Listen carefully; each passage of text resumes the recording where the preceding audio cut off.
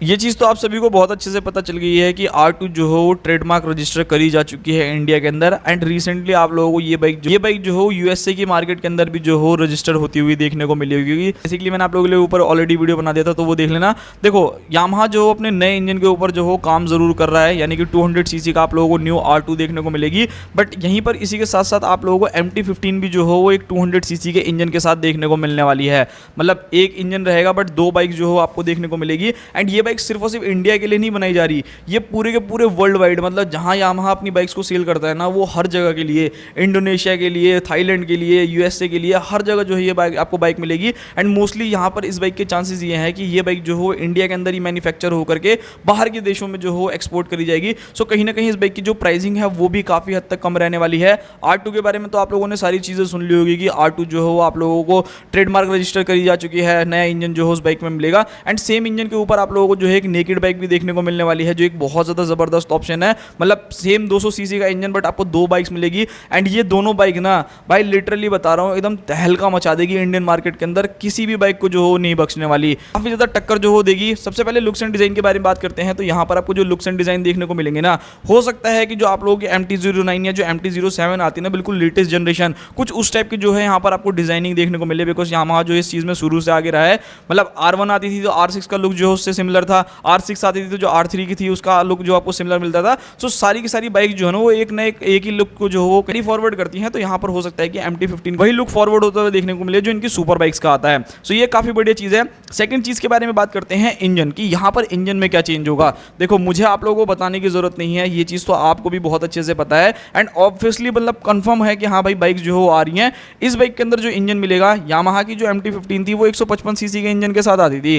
काफ़ी लोग जो है उसको कंपेयर करते थे NS200 से, N250 से, मतलब बहुत सारी बाइक्स जो है उनसे कंपेयर करते थे। बट यहाँ पर अगर आप लोग इस बाइक को देखोगे ना, तो भाई यहाँ पर चीज़ें जो हो काफ़ी ज़्यादा कमाल की देखने को मिलने वाली है। अब ये बाइक सीधा सीधा आप लोगों को 199 सीसी का single cylinder liquid cooled engine use करते हुए देखने को मिलेगी। एंड काफ़ी लोग कंफ्यूज हैं कि वो 155 सीसी को ही बड़ा कर देंगे क्या। भाई उसको बड़ा नहीं करेंगे, बाकायदा एक नया जो है इंजन आप लोगों के लिए वो जो डेवलप किया जाएगा। सो ये एक बहुत ज़्यादा बढ़िया चीज़ है जो कि मेरे को काफ़ी बढ़िया लगी। वहीं अगर मैं पावर फिगर्स के बारे में बात करूँ तो ईजिली कम से कम आप लोग मान करके चलना, अब इससे 25 bhp तो आप लोगों को निकाल करके देगी ही देगी, उससे कम तो मुझे नहीं लगता। बाकी यहाँ पर अगर आप देखोगे तो 80 न्यूटन मीटर तक का टॉर्क जो है वो जनरेट करके देने वाली है। मतलब जितना MT-15 आप लोगों को पावर देती थी ना, उतना तो इस बाइक के अंदर आपको टॉर्क देखने को मिलेगा विद 6 स्पीड गियर बॉक्स। मुझे लगता नहीं कि यहाँ पे कोई भी कमी पेशी है। अच्छा फीचर वाइज अगर मैं बात करता हूँ ना, तो देखो R15 को और MT-15 को कंपेयर करते हो तो यहाँ पर थोड़ा बहुत फीचर का जो कंपनी झोल करती है। लाइक आप लोगों को R15 के अंदर तो क्विक शिफ्टर देती है, बट MT-15 के अंदर आपको क्विक शिफ्टर नहीं देखने को मिलता। मे भी शायद हो सकता है कि जो 200 सीसी वाली ये बाइक है ना, इसके अंदर आपको क्विक शिफ्टर जैसी चीज़ें देखने को मिल जाए। उसी के साथ riding mode, hazard light, Bluetooth connectivity, dual channel ABS, TFT display, traction control and VVA technology भी इस बाइक में आएगी। मतलब जो ये 200 सीसी का इंजन है ना, इसके अंदर भी आपको VVA मिलेगा। एंड शायद मुझे लगता है ना कि यही एक ऐसा रीज़न है जिसकी वजह से R15 को लोग इतना पसंद करते हैं। मतलब अगर आप उसको नॉर्मल चलाते हो तो आपको अच्छा एवरेज दे देती है, 40-45, लोग 50-50 तक का एवरेज उस बाइक से निकाल ले रहे हैं। सो आप खुद सोच करके देख सकते हो कि क्या ही टेक्नोलॉजी जो हो डेवलप करी है यामाहा ने।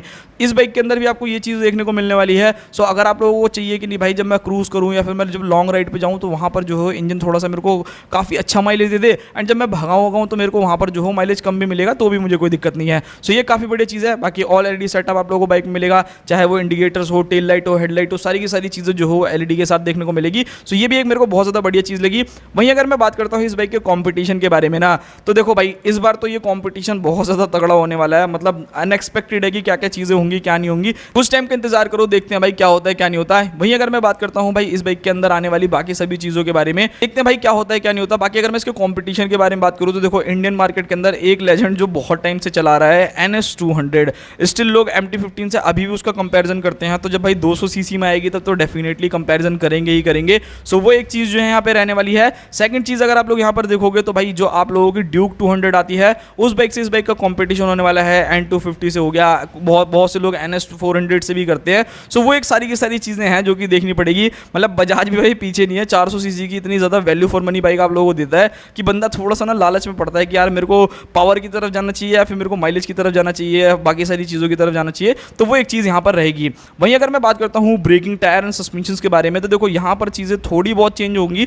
बहुत ज़्यादा अगर एक्सपेक्ट करके बैठे हो तो थोड़ा सा कंफ्यूजन है।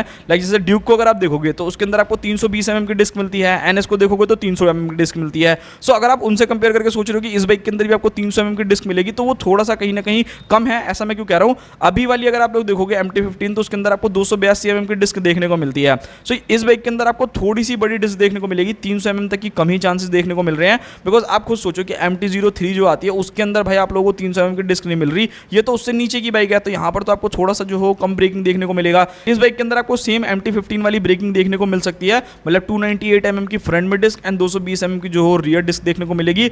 मेरे हिसाब से ठीक है, फ्रंट की ब्रेकिंग तो ऑलमोस्ट आपको मजा आएगा, रियर की ब्रेकिंग को ना थोड़ा सा कॉम्प्रोमाइज लगता है यार। 220 कौन देता है, नॉर्मल आप लोगों को बाइक्स के अंदर देखने को मिलता है। 160 सीसी की बाइक देख लो, 150 सीसी की बाइक देख लो, उनमें आज जो इतना डिस्क देखने को मिलता है, थोड़ा सा और इंप्रूव हो जाएगा तो और ज़्यादा मजा आएगा। बाकी यहाँ पर अगर मैं बात करता हूँ टायर एंड सस्पेंशन के बारे में कि यहाँ पर क्या चीज़ मिलेगी, तो देखो सस्पेंशन में तो एकदम क्लियर रहो, एकदम आपको जबरदस्त USD सस्पेंशन देखने को मिलेंगे। आई थिंक 41 mm के USD सस्पेंशन जो हो आप लोगों को बाइक के अंदर देखने को मिलने वाले हैं। एंड रियर में अगर आप लोग जाओगे तो वहाँ पर आपको प्रॉपर मोनोशॉक एब्जॉर्बर्स देखने को मिलेंगे, जो काफ़ी बढ़िया काम करते हैं, कोई दिक्कत नहीं है स्टेबिलिटी के मामले में। मतलब यार टॉप लेवल है बाइक। देखो जिस बंदे ने MT-15 या R15 चलाई है उसको खुद को पता होगा कि बाइक जो हो कितनी ज़्यादा ज़बरदस्त है। पैरामीटर फ्रेम आप लोगों को मिलता है, क्या ही ज़बरदस्त चीज़ें देखने को मिलती है, जो मुझे लगता है कि बाकी अदर ब्रांड्स के अंदर आप लोगों को देखने को मिलने वाला है। ये सभी चीज़ों के बारे में बात कर ली, अब मेन बात करते हैं कि भाई इस बाइक के अंदर आप लोगों को टायर जो हो कैसा देखने को मिलेगा।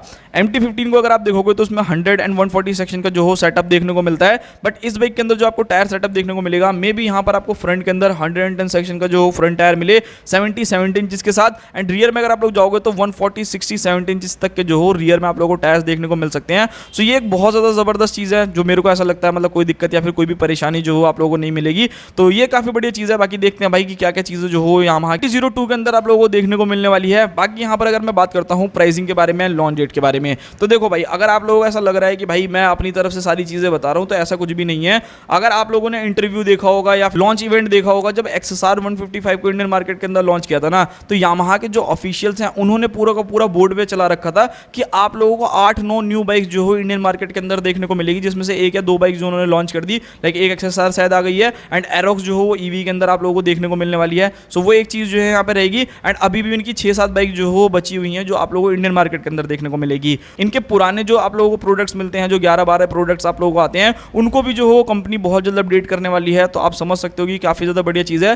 प्राइसिंग के बारे में बात करूँ तो इस बाइक की जो प्राइसिंग रहने वाली है वो लगभग 2,20,000 रुपये के आसपास में जो हो आप लोगों को कॉस्ट करेगी, जो कि मेरे हिसाब से ठीक है भाई, कोई दिक्कत वाली बात नहीं है। 2,20,000 रुपये में बढ़िया है। अगर आपको MT-02 लेनी है तो आप डेफिनेटली जो हो जा सकते हो। अच्छा, लॉन्च डेट के बारे में बात करूँ तो देखो मे बी जब ये इवेंट दिखाया गया था तो उसमें दिखाया था कि 2026 में एंड 2027 के अंदर, इन दोनों ही सालों के अंदर अंदर जो है अपनी 8 बाइक लॉन्च कर देंगे। अब देखना ये होगा कि 2027 का एंड वेंड कर देंगे या उससे पहले लॉन्च कर देंगे। जैसी चीज़ें होंगी मैं आप लोगों को बताऊंगा, बट आप लोग एक्सपेक्टेड मान के चलो कि ये बाइक जो हो 2027 की स्टार्टिंग तक ही देखने को मिलेगी, उससे पहले थोड़े से कम चांसेस है। बाकी क्या पता भाई, यामाहा है, स्पाई शॉट आता है ना कुछ आता, भाई बाइक ही लॉन्च कर देते सीधा, तो वो एक सारी चीज़ें हैं। मिलते हैं किसी और नेक्स्ट वीडियो में, तब तक के लिए बाय बाय।